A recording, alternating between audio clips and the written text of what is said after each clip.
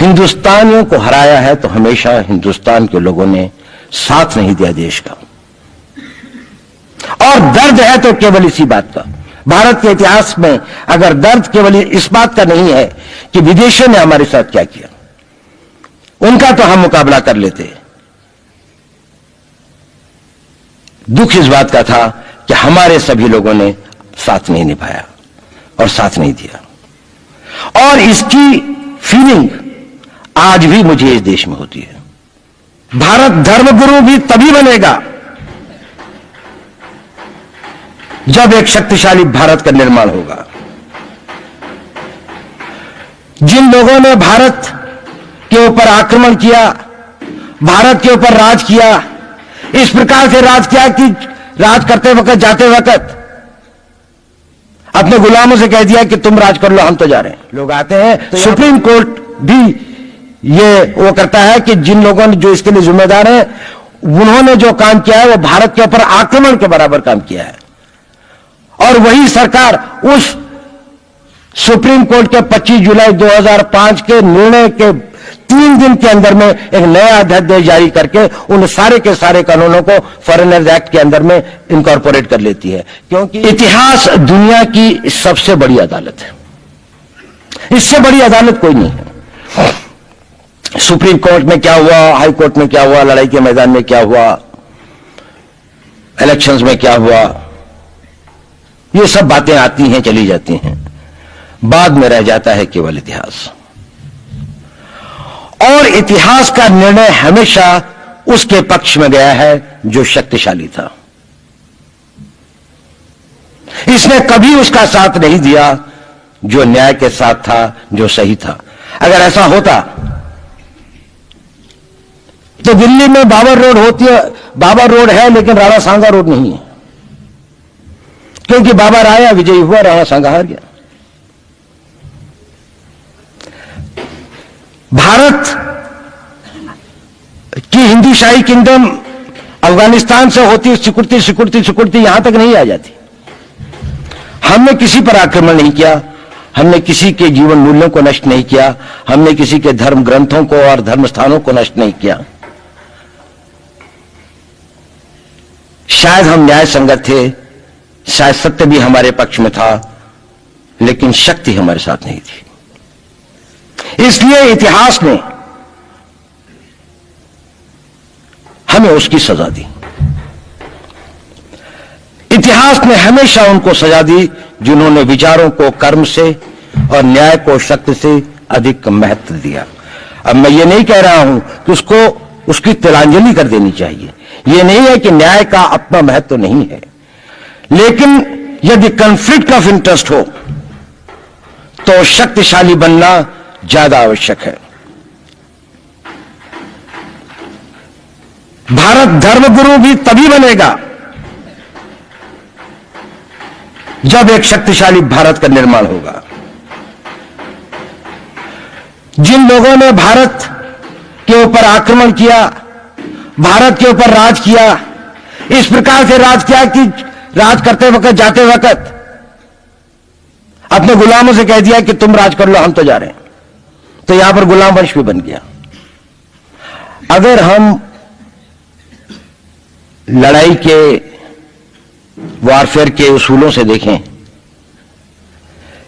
कि किसी भी राष्ट्र की जो कॉम्प्रिहेंसिव स्टेट पावर होती है, किन चीजों से वो लड़ाई लड़ता है, जिसको हम कहते हैं कि ये शक्तिशाली है, दूसरा शक्तिशाली नहीं है, क्या वो अवयव होते हैं उसके, क्या घटक होते हैं उसके।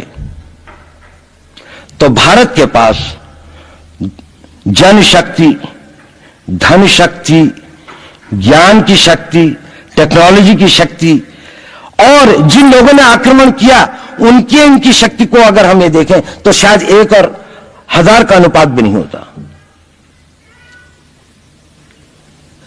लेकिन उसके बाद भी हम वो नहीं कर पाए। और ये प्रश्न भी किसी ने पूछा, उस पर मैं आऊंगा बाद में। निवेदिता जी ने उसका बहुत अधिक उत्तर दिया, बहुत अच्छा उत्तर दिया था कि क्या कारण है, किसके कारण भी हम लोग इस लड़ाई में इतिहास ने हमारे साथ या हमारे पक्ष में न्याय नहीं दिया।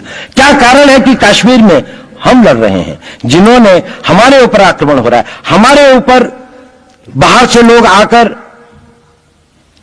वायलेशन हमारे बॉर्डर का करते हैं,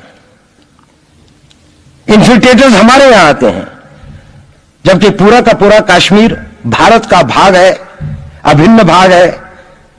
कानून के अनुसार वहां के राजा ने यह हस्ताक्षर किए, हमें दिया।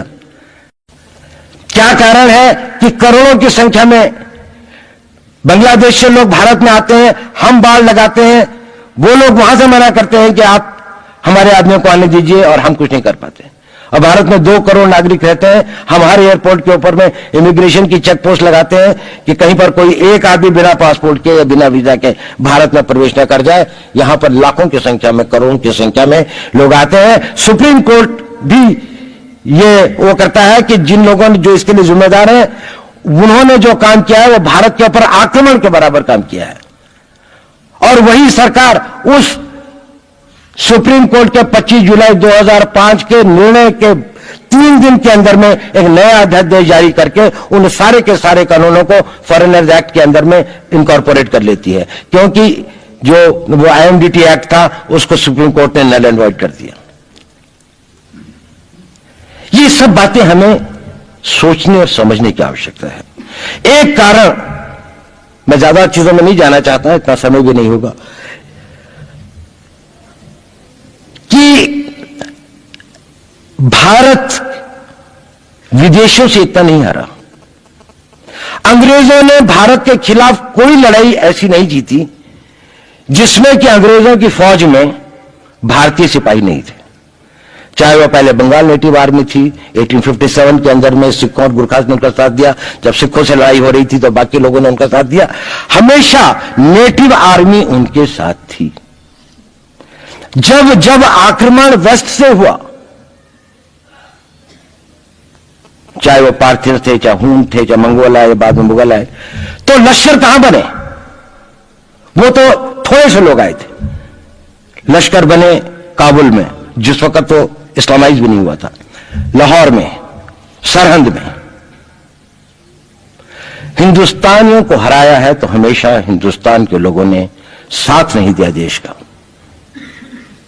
और दर्द है तो केवल इसी बात का।